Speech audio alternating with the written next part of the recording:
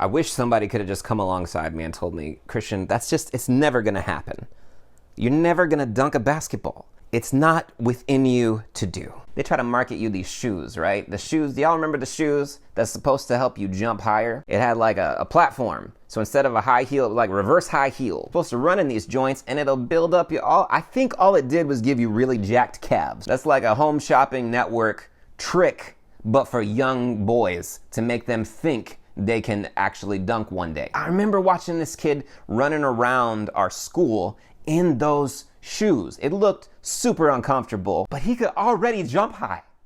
Dunking was already within his grasp. I was never gonna dunk. It was never gonna happen. Why did I start playing basketball? My high school was real small. We didn't have a lot of sports. Middle and high school combined. Middle school, 6th grade, first year I tried to play basketball, and we had like a 6th grade team.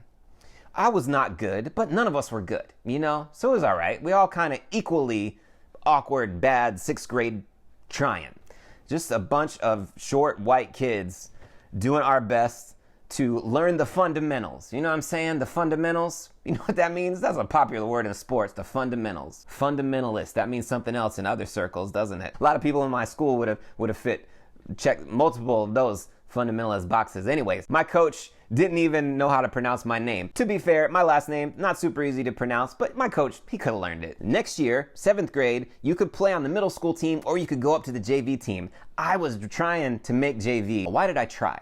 I don't remember, but I think I must have been given false hope. Christian, you could be good at basketball. That was never going to be true, but I think some people thought that if I just work hard enough, I would become good. They just wanted me to have something to do after school. Maybe they wanted me to have more friends. Maybe they wanted me to gain confidence. Listen, none of that happened. Maybe they wanted me to get in shape. I did kind of get in shape, but I also learned to hate people yelling at me. I'm not going to name any of them, but I get ads all the time about, hey, you want to lose weight? Why don't you have this app that's like a personal assistant? It'll send you these little messages that are like, hey, encouragement to lose weight.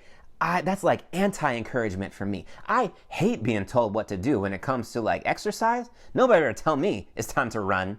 And I trace all of this back to those coaches who I'm sure love me. But that's what they do. They try to break you down, make you into a machine. Look, I'm not a machine.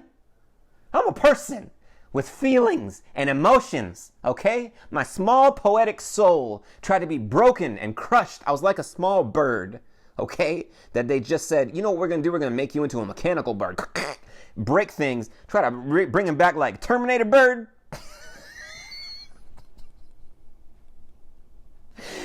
That's the dumbest thing I have ever said. Is that the dumbest thing I have ever said? Please note in the comments. So stupid. I'll tell it like this, okay? 7th grade, I'm working hard to be on the team. We played one game. I mostly rode the bench. At school, I was running around. I can't even remember why, but I was running and I ran and bumped a science table. One of them big, heavy, black science tables. It was thick. It had to be thick because of the work that was done upon them, okay? Things were dissected. But I was running through, bumped it with my hip, fell down, and then the table fell down on top of me. Okay, obviously with my ninja-like reflexes, I caught the table, snapped my arm back, okay? And what happened? Broke my wrist.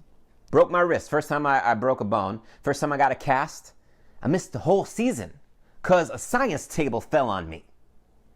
When I put it that way, it makes it sound like it was a science table's fault. That's an inanimate object, y'all. I bumped that science table. I caught it like a ninja. I hurt myself. Out the season. What happened? All the rest of my friends improved. They were solid JV players. Me? Not solid, okay? The fundamentals had taken several steps backwards. So now, here I am. It's the summer between 7th and 8th grade. And somebody gets the idea, Christian, you got to work hard if you're going to make this team. So the universe was trying to tell me basketball's not for you. But I didn't hear it. I just couldn't hear it. Over the summer, I worked hard. There was a Irish exchange student. This is a long time ago now, y'all. I remember his name, but I'm not going to blow it up. Nobody cares. His name was Daniel. So we were running drills, shooting free throws, shooting jump shots, and actually I felt like I was kind of getting better. Tryouts that year sucked. Worst tryouts ever. People running up and down, people throwing up. It's like, what are we doing? What is the point?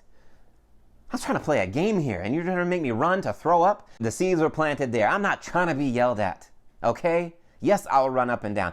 You yelling at me is not motivating me to run faster. It's just making me hate you. Besides the point. That is the point, but it's also beside the point. It's multiple tangential points, okay? We got points going together because this is all the reason why I don't play basketball. But anyways, first game I played. Not well, but I at least got some minutes. I am on the JV squad, but I'm mostly like the backup. What was I, power forward? We were all short. Was I a forward? I wasn't no shooting guard. What was I even doing there? Anyways. I think I played 3 or 4. Now it's practice, okay? We're having like a scrimmage. I get the ball into the triple threat position, and I swing around, and something happened, and my thumb hit another dude's bone. I don't know where I hit him, but I broke my thumb. At least this time it was playing basketball and not playing charades in the science lab. But I remember, oh shoot, I heard a snap and I put my thumb in my mouth, and my coach, who I liked, this coach was cool. He did know my name. He was one of my teachers too. I really liked him a lot. Maybe that's one of the reasons I played. I wanted him to love me. I think he did love me, but he also verbally abused me. That's what a coach does. He's like, get your thumb out of your mouth. I was like, oh snap, sorry. Go to the hospital the next day. My thumb is broken. And it's the kind of break where I have to have a whole cast for my whole arm for the thumb. Out for the season. Again, he asked me to come to practice still. Why? And he brought me up in front of the whole team and said, I said get your thumb out of your mouth to him, and I need to apologize publicly because he was actually injured. You want to talk about how to embarrass some 8th grader in front of all these people older than him. Coach needs to bring you up there to apologize because he thought you were feigning weakness, but you're actually weak. I was out the whole season. I kept stats.